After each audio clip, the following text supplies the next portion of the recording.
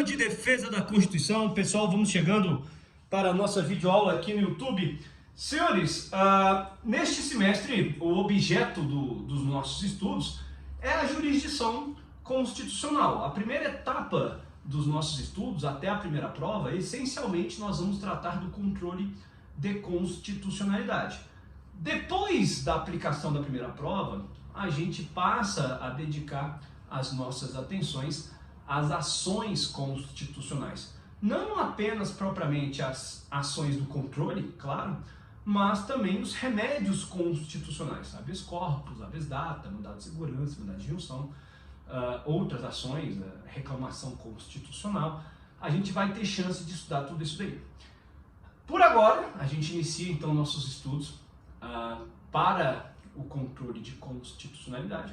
E esta aula, esta primeira videoaula, a proposta é fazer uma aula aí de quase 1 hora. Vamos ver o que a gente consegue, é o que eu estou estimando, para já lançar aí um bom conteúdo para a gente ir conversando. Olha só, o controle de constitucionalidade, pessoal, não foi uma teorização aleatória, não foi um embate ali teórico do constituinte e aí se instituiu o controle de constitucionalidade no Brasil. Não foi assim. Até porque o controle de constitucionalidade em quaisquer de seus sistemas, seja o sistema difuso de controle, seja o sistema concentrado, ele deita raízes, a origem é do direito estrangeiro. A gente vai ter oportunidade para ver isso. Por agora, me importa iniciar o estudo considerando um movimento do direito constitucional, um movimento chamado constitucionalismo.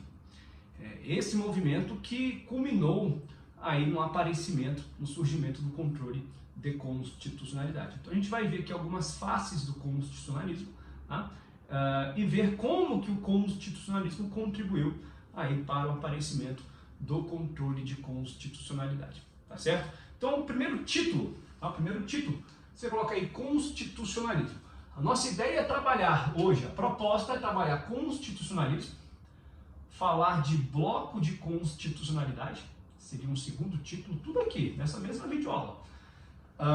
E adentrar também na teoria da nulidade das normas inconstitucionais. Vamos ver o que a gente consegue produzir aqui, tá?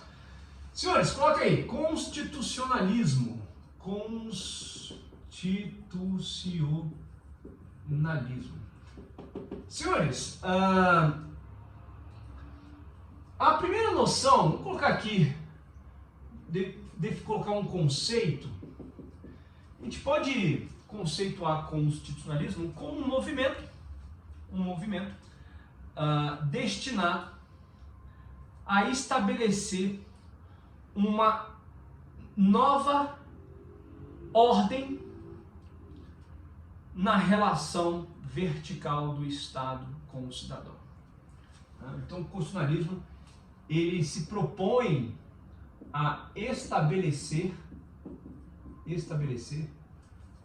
uma nova ordem. Vou colocar entre parênteses jurídica. Por que entre parênteses? Porque nem sempre todos os movimentos do constitucionalismo contaram com uma ordem jurídica estabelecida. Claro que mais tarde isso apareceu, mas nem sempre uma ordem jurídica, tal como reconhecemos hoje, existia.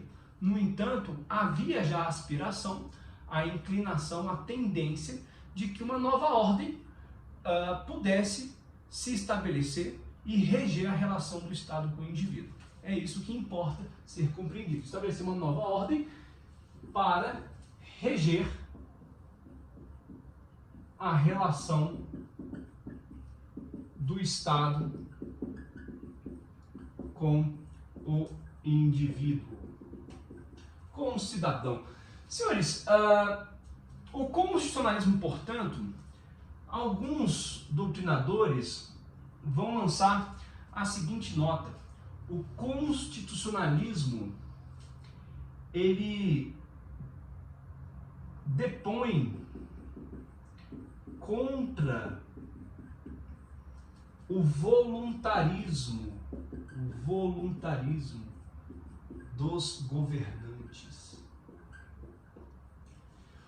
O constitucionalismo, ele se manifesta contra o absolutismo estatal. O constitucionalismo, ele logra a positivação de direitos,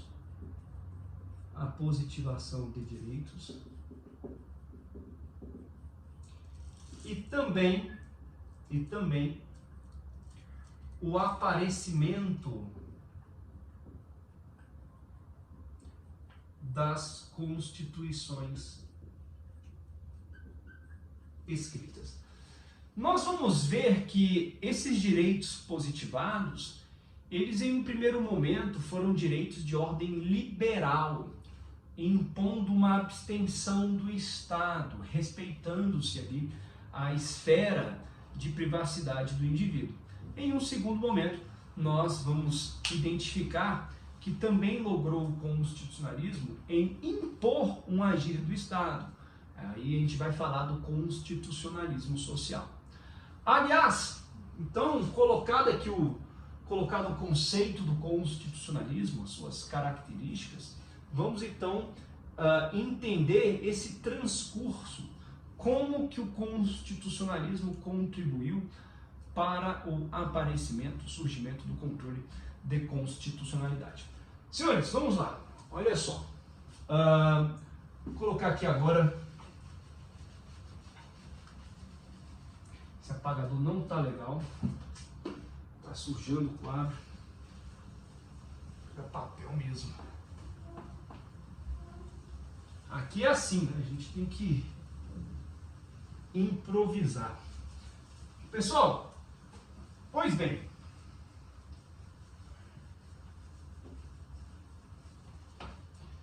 olha só, vamos falar aí das manifestações do constitucionalismo. A gente tem que, num primeiro momento, vamos falar do constitucionalismo antigo. Constitucionalismo antigo. Olha só, o constitucionalismo antigo a gente vai ter duas experiências aqui importantes para referir. Primeiro, a experiência com o povo hebreu e também em Atenas. Tá? A experiência com o povo hebreu, ela é bastante rudimentar, porque o direito hebraico, ele se fundava essencialmente nas leis religiosas, nas leis das divindades, tá? Leis divinas, leis religiosas. Mas o que importa aqui ser compreendido é que a essas leis religiosas, a essas leis divinas, os próprios governantes, as próprias autoridades do Estado deviam obediência. Então, graças às leis divinas, às leis religiosas, já era possível se observar uma regência na relação do Estado com o indivíduo. Ao tempo em que se reconhecia o dever de obediência, inclusive das autoridades do Estado, às leis religiosas, então se impunha uma relação vertical nova do Estado com o indivíduo. Já na sociedade ateniense, a gente já consegue perceber uma hierarquia na ordem jurídica estabelecida. Na sociedade ateniense, nós tínhamos uma organização a ponto de se verificar uma compreensão de diferentes hierarquias entre as normas. Ou seja, já tinha ali um esboço de ordem jurídica, de hierarquização.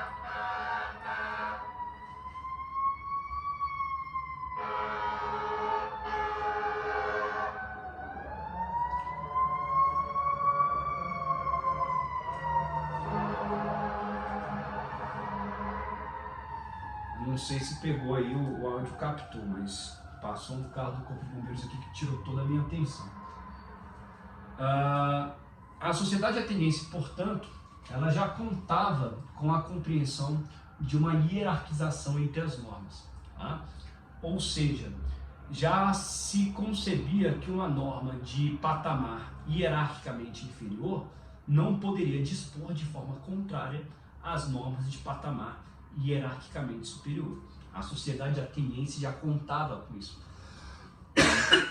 Para controlar, para fiscalizar que uma norma de patamar hierarquicamente inferior não pudesse subverter ou não subverteria uma norma de patamar hierarquicamente superior, nós tínhamos um instrumento chamado grafê paranomon. A grafê paranomon, a doutrina do direito constitucional vai reconhecer que a grafê paranomon é a primeira experiência que se afeiçoava a um sistema de controle de constitucionalidade como a gente reconhece hoje. Porque pela grafê paranomon se fiscalizava no direito ateniense se uma norma hierarquicamente inferior estava dispondo de forma contrária a uma norma hierarquicamente superior. Então, essa ideia de escalonamento da ordem jurídica e de que há normas de diferentes patamares hierárquicos já era verificada, já era percebida no direito ateniense. Ora, com certeza, aqui, em razão desta compreensão de estatura da ordem jurídica nas diferentes normas de diferentes patamares hierárquicos, isso se impunha ao próprio Estado, que não poderia legislar pretendendo derrogar, às vezes, as disposições de normas que estavam em patamar hierarquicamente superior às outras. A sociedade ateniense, portanto, ela apresentava uma concepção e um senso de direito muito mais evoluído do que a experiência de direito com o povo hebraico, que apenas se pautava nas leis divinas e nas leis religiosas. Senhores, ok, isso aqui são considerações afetas aí ao constitucionalismo antigo. Vamos avançar e agora tratarmos do constitucionalismo liberal. Senhores, com relação ao constitucionalismo liberal, a gente tem algumas referências importantes também para fazer. O que quer um liberal? Um liberal, ele quer ausência de Estado. Quanto menos Estado, mais liberdade para o indivíduo. Vamos colocar aqui, constitucionalismo liberal. O constitucionalismo liberal, portanto, ele vai estar apoiado nas revoluções americanas, Revolução Americana de 1776 e Revolução Francesa de 1789. A Revolução Americana mais tarde vai culminar no aparecimento da Constituição dos Estados Unidos de 1787. Tá? Os movimentos liberais, eles tiveram a importância, eles galgaram, conquistaram positivação de direitos. Tá? Exatamente em razão da mentalidade liberal é que se conseguiu colocar contra o Estado direitos que impunham uma abstenção do Estado, ou seja, um não fazer. O respeito à privacidade, à esfera de privacidade do indivíduo. Então, são direitos que conseguiram uma abstenção estatal. Por quê? Porque o pensamento era de viés liberal. Senhores, e a gente pode lembrar aqui de alguns referenciais teóricos, a gente pode lembrar do modelo de Montesquieu, da separação dos poderes, que em verdade é um modelo concebido para engessar o Estado, para que o Estado não funcione. Quando um poder controla o outro, a gente na verdade consegue interferir na eficiência do próprio Estado. O legislativo legisla, mas o presidente da República pode ajuizar uma ação direta de inconstitucionalidade contra aquela lei.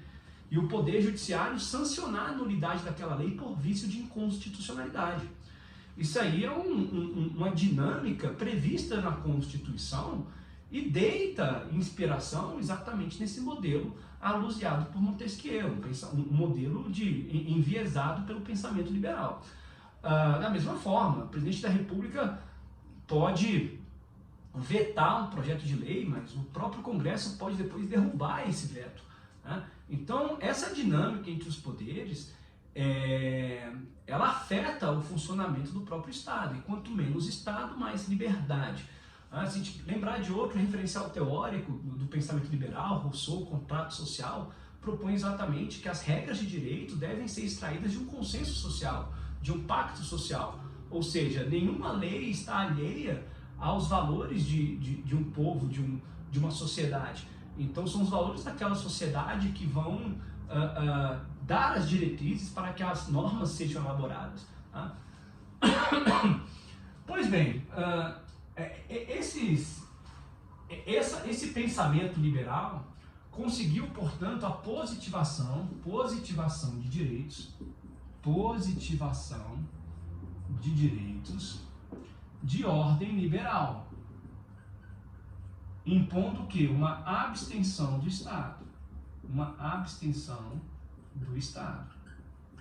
Ou seja, um não fazer do Estado, uma não interferência do Estado. A autoridade policial não pode adentrar a sua casa a qualquer hora do dia, há limites para isso. Se o Estado pretende desapropriar a sua casa, uma fazenda, uma terra, há limites para isso, há requisitos para isso. Tem que ser mediante prévia indenização, tem que ter interesse público que justifique. Ou seja, existe na nossa Constituição normas marcadas pelo pensamento liberal que limitam o agir do Estado contra a nossa privacidade. Tá? Senhores, especialmente a Constituição dos Estados Unidos de 1787, ela tem o grande avanço de trazer a Supremacy Clause, que na verdade é a cláusula 6ª, tá, da Constituição dos Estados Unidos. A Supremacy Clause, ela consegue o quê? Trazer a previsão de que a Constituição dos Estados Unidos é a lei suprema. Na Constituição dos Estados Unidos, a Constituição de 1787, essa cláusula de supremacia, portanto, ela é expressa. Na nossa Constituição, na Constituição Federal de 88, aqui no Brasil, o princípio da supremacia ele não aparece expresso. E então você já pode concluir, sim, que o postulado da supremacia da Constituição é uma conquista do constitucionalismo liberal norte-americano. Tá? A Supremacy Clause é exatamente a principal referência, a principal cláusula que cristaliza ali o postulado da supremacia da Constituição. Por quê? Porque nada adiantaria todas essas conquistas em face do Estado, a positivação de direitos, o aparecimento das constituições escritas, a abstenção do Estado respeitando a esfera de privacidade do indivíduo, se estes direitos não fossem alocados, contemplados em um documento que se revestisse de algum atributo. E esse atributo é o atributo da supremacia. Na nossa Constituição Federal de 88, não aparece expressamente o princípio da supremacia da Constituição, mas é possível identificar, sim, que a nossa Constituição é a lei das leis, é a lei suprema. Por que nós identificamos isso? Porque a própria Constituição prevê um instrumento de controle. Ou seja, a própria Constituição Federal de 88 traz a previsão de um instrumento, de um sistema de fiscalização para que disposições infraconstitucionais não venham subverter o seu texto. Se a Constituição já traz a previsão de um sistema de controle, é porque ela se coloca na cúspide do ordenamento jurídico, é porque ela se coloca no ápice da ordem jurídica. Senhores, então, na nossa realidade, no direito constitucional brasileiro, o Celso Ribeiro Bastos tem uma frase muito legal. Ele fala assim: o princípio da supremacia da Constituição, na Constituição de 88, exige raciocínio indutivo para ser percebido, para ser identificado, em razão exatamente da previsão dos instrumentos de controle que a própria Constituição nos traz. Beleza? Ok? Maravilha. Senhores, vamos agora avançar, vamos tratar do constitucionalismo social. O constitucionalismo social, ele já vai trazer uma outra mentalidade, uma mentalidade não de abstenção do Estado, mas uma mentalidade de fazer do Estado. Tá? Então, vamos colocar aqui 4, constitucionalismo social.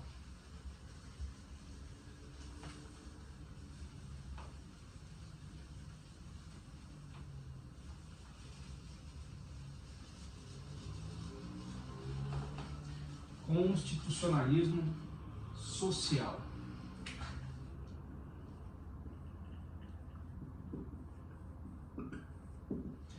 Senhores, o constitucionalismo social, a principal referência que a gente vai trazer é a Constituição de Weimar, tá?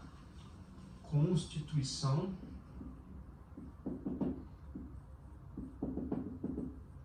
de Weimar. Senhores, essa Constituição de Weimar, a Constituição da Alemanha, ela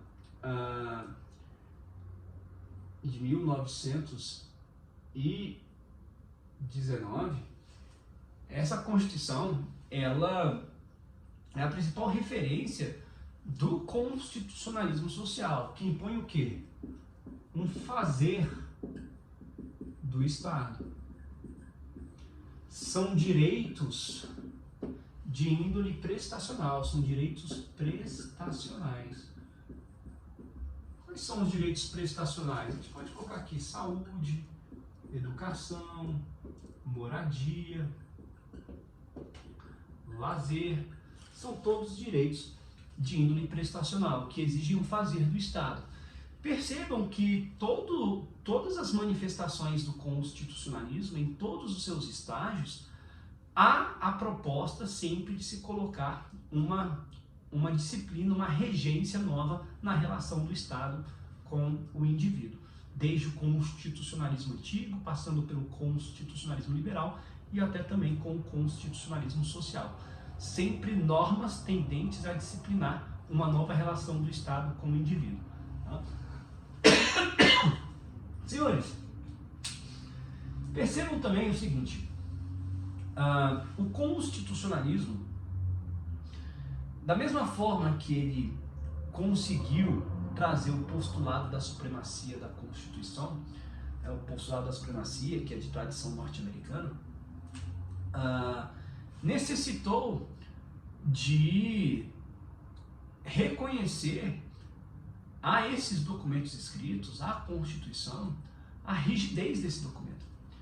Alguns autores, José Afonso da Silva, Gilmar Ferreira Mendes, Alexandre de Moraes, Luiz Roberto Barroso, perdão, todos vão perceber uma intersecção, vejam, uma intersecção necessária entre esses conceitos: supremacia da Constituição, rigidez constitucional e controle de constitucionalidade. Porque se a supremacia aloca a Constituição no ápice do ordenamento jurídico, o que mantém a Constituição lá é exatamente a rigidez. Agora, mesmo diante destes atributos, supremacia e rigidez constitucional, a própria Constituição tem que trazer, sim, um instrumento de controle para resguardar as suas disposições. De nada adianta se compreender a Constituição como a lei suprema e também reconhecê-la como rígida, se a própria Constituição não dispusesse a respeito de um instrumento que pudesse resguardar suas disposições contra eventuais subversões praticadas pelo poder público. Ora, uma lei infraconstitucional não pode derrogar uma disposição da Constituição, nem pode arrostá-la, nem pode conflitá-la. E é exatamente para resguardar a coesão desse sistema, essa rigidez, e manter a Constituição no ápice do ordenamento jurídico, sem que as suas disposições sejam subvertidas, é que existe o instrumento do controle de constitucionalidade.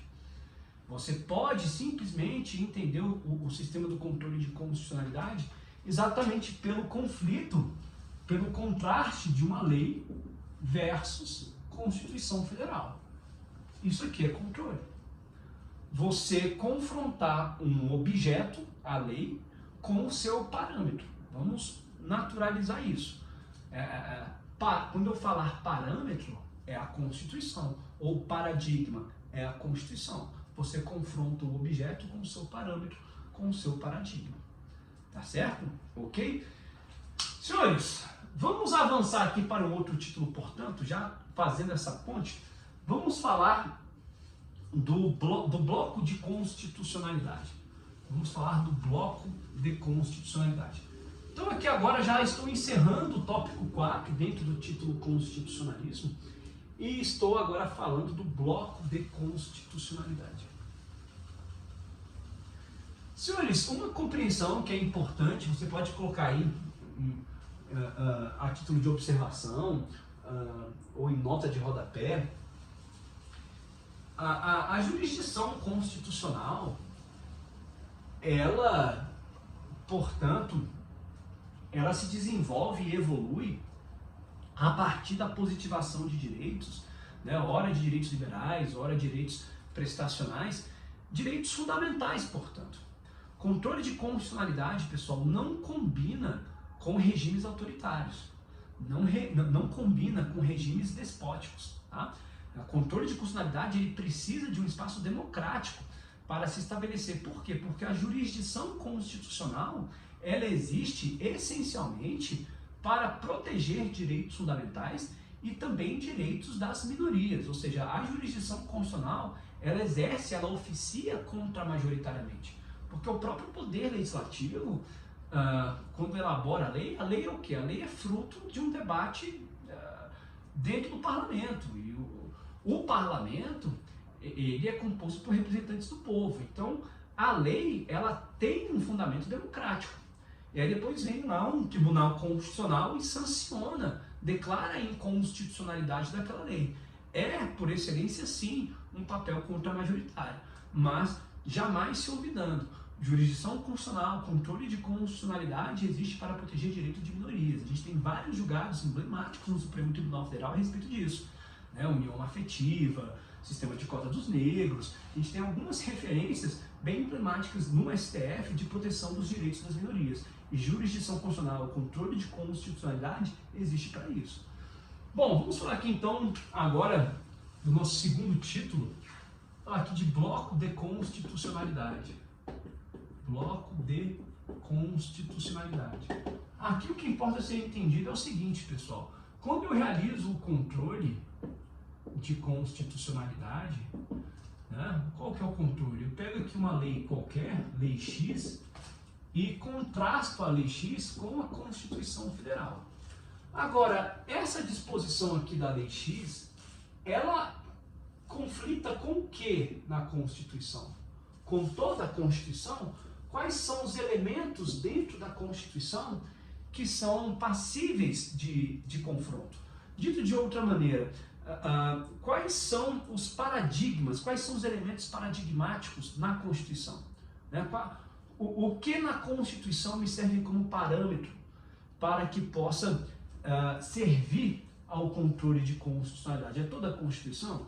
Senhores, artigo 1º ao 250, nossa Constituição tem 250 artigos, todos eles entram, tá? Todos eles entram. Os atos das disposições constitucionais transitórias, a DCT, tá? Os princípios expressos e implícitos,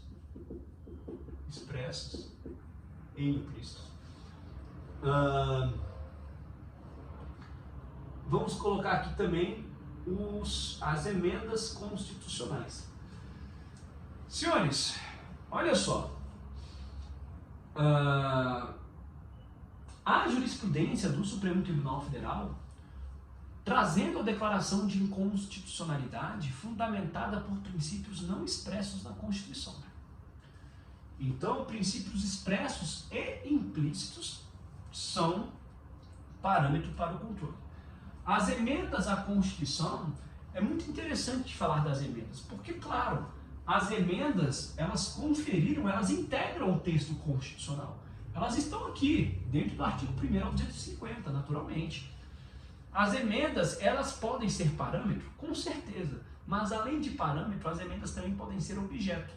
Você pode confrontar uma emenda com o texto originário da Constituição. Então, fica a observação no sentido de que as emendas podem ser parâmetro? Podem, mas também podem ser objeto. O que nunca pode ser, o que nunca vai ter declaração de inconstitucionalidade é o texto originário. O texto originário não. O texto originário é sempre parâmetro. Tá? Mas a emenda pode ser objeto além de parâmetro. Perdão, vamos colocar aqui agora os tratados internacionais de direitos humanos, previstos no artigo 5º, aprovados pelo artigo 5º, parágrafo 3º da Constituição Federal.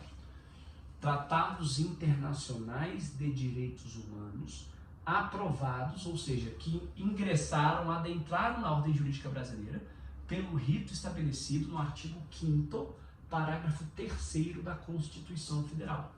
Se você abrir o artigo 5º, parágrafo 3º da Constituição, você vai ver que o procedimento lá previsto é o mesmo procedimento para a aprovação de uma proposta de emenda à Constituição.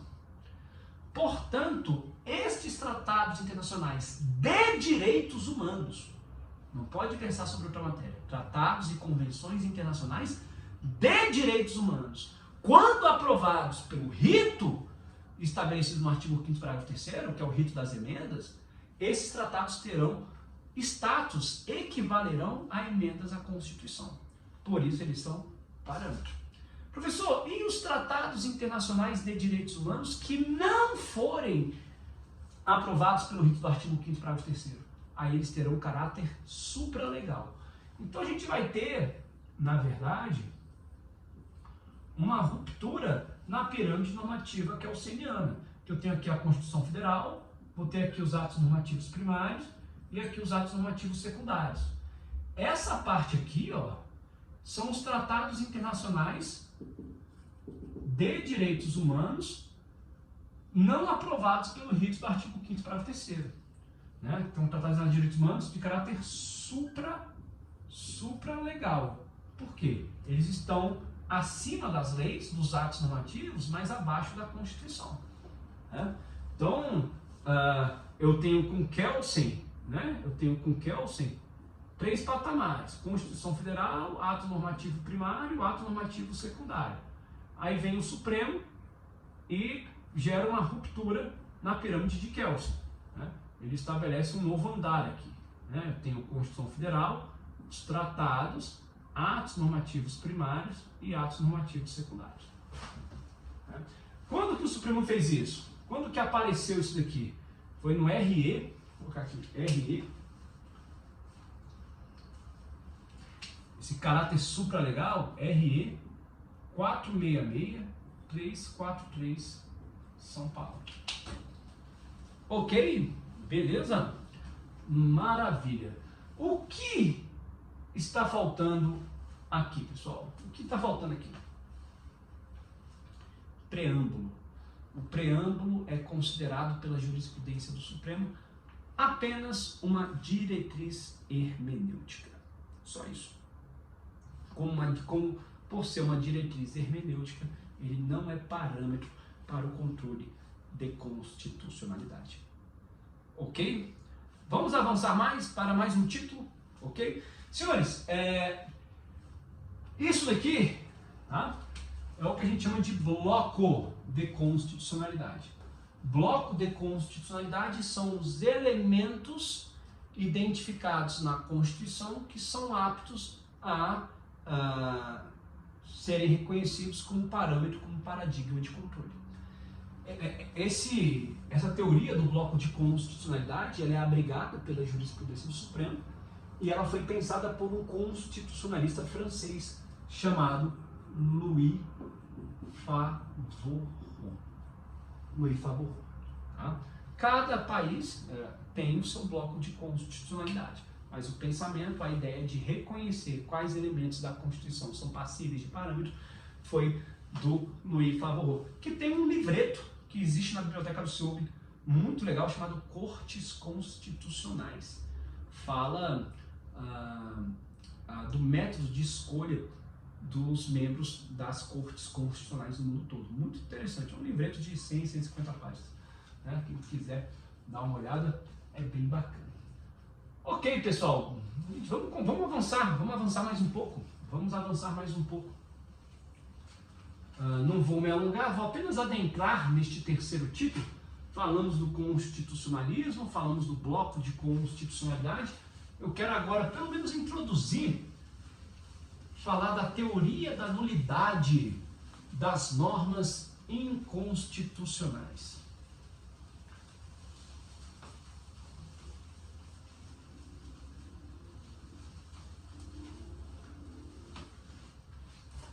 Senhores, olha só. Para falar da teoria da nulidade,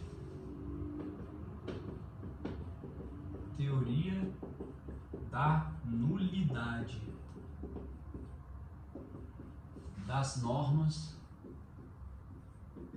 inconstitucionais. Olha só. A norma jurídica, para existir, vou colocar aqui plano da existência e plano da validade. A norma jurídica, para existir, ela tem que ter um agente, tem que ter um objeto, tem que ter uma forma. Lembram disso? Plano da existência da norma jurídica. Agente, objeto, forma. E o plano da validade? O plano da validade nada mais é do que você reconhecer atributos, qualificar os elementos da existência. O agente, o objeto e a forma. Para além de existir a norma jurídica para ser válida, o agente tem que ser capaz. O objeto tem que ser lícito. E a forma? Prevista ou não defesa em lei. Tá? Maravilha. Senhores, quando nós falamos que uma lei é inconstitucional, essa inconstitucionalidade atinge qual plano da norma jurídica? O plano da existência ou o plano da validade? Aí os senhores devem estar perguntando, professor, tem um terceiro plano, que é o plano da eficácia. Não me interessa aqui, agora, ainda. Lei inconstitucional, pessoal, é lei inválida. Você pode com segurança adotar essa máxima. Lei inconstitucional é lei inválida. A lei reconhecida como inconstitucional, ela traz esse vício de forma congênita. Ou seja, a lei nasce inconstitucional. É isso. Não é que a lei se torna inconstitucional. A rigor, não. Pode até, em algumas situações, sim, a gente vai ver mais pra frente. Mas a lei, ela nasce inconstitucional. Ela, a rigor, a lei, quando é editada, o vício da invalidade é congênito. Ah, professor, mas a lei foi declarada inconstitucional depois de não sei quantos anos. O pronunciamento judicial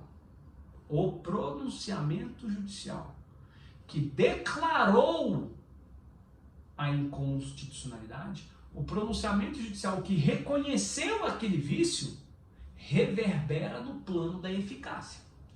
Mas reconheceu um vício que já existia. O pronunciamento judicial apenas joga luzes sobre um vício que sempre esteve com a lei, desde o momento em que ela foi editada. Por isso,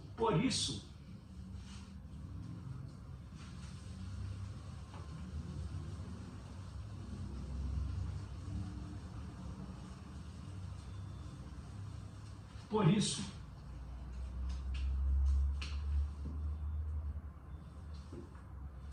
Constituição Federal de 88. Aqui em 1995 foi editada a Lei A.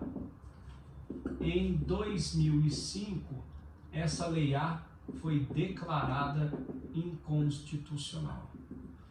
Senhores, de 95 a 2005, a Lei A produziu efeitos. Agora, a declaração de inconstitucionalidade reconhece um vício que existe desde 1995. Ela sempre teve esse vício, a Lei A. Só que esse vício só foi reconhecido pela declaração de inconstitucionalidade nesse ano aqui. Ora, como o vício é congênito à lei, desde o momento em que ela nasceu, desde o momento em que ela foi editada, então os efeitos que essa lei produziu são desconstituídos.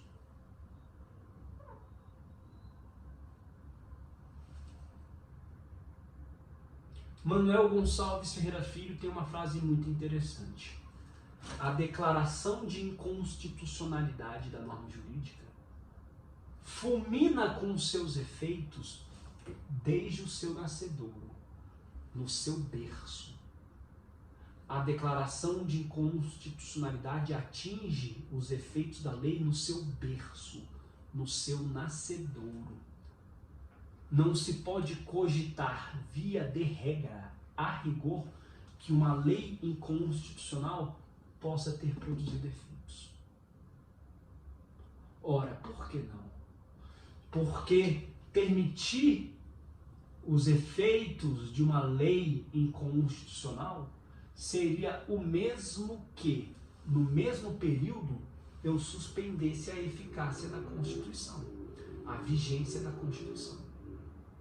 Ora, de 95 a 2005, a Constituição está vigendo. Se eu permitir os efeitos de uma lei inconstitucional, é como se eu negasse vigência à própria Constituição Federal. Então, via de regra,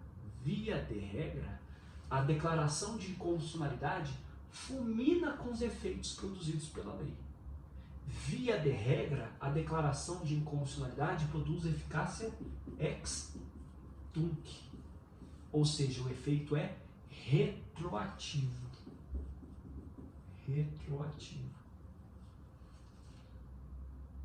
Quando a eficácia é ex tunc, quando o efeito é retroativo, nós chamamos isso de teoria da nulidade. São nulos os efeitos de uma norma inconstitucional. Tudo bem? Beleza? Senhores, maravilha! Deu 1 hora? Não sei. Devia ter olhado no relógio, mas enfim, vamos terminar essa videoaula com a abordagem desses 3 aspectos. Eu não quero avançar nisso daqui ainda, propositalmente quero parar, quero deixar essa reflexão aqui. Nós, obviamente, vamos voltar a essa abordagem, vamos continuar falando da teoria da nulidade, até porque, por hora, eu apenas apresentei a teoria da nulidade. A teoria da nulidade é a regra na jurisprudência do STF. É a regra. Mas essa regra, às vezes, é relativizada. Ela é excepcionada. O que eu quero dizer? Que em alguns momentos, os efeitos produzidos por uma lei inconstitucional serão preservados. Você quer adiantar um pouquinho as reflexões para a próxima aula? Dá uma lida no artigo 27 da Lei 9868 de 99. Eu vou voltar a este tema na próxima videoaula, tá bom? Pessoal, maravilha! A gente vai se falando, a gente vai tendo contatos aí regulares no Google Meet. No dia que essa aula for disponibilizada, em razão do tempo dela, vou deixar vocês apenas com essa aula. Mas aí, na aula seguinte, a gente volta a ter contato, tá bom? Até a próxima!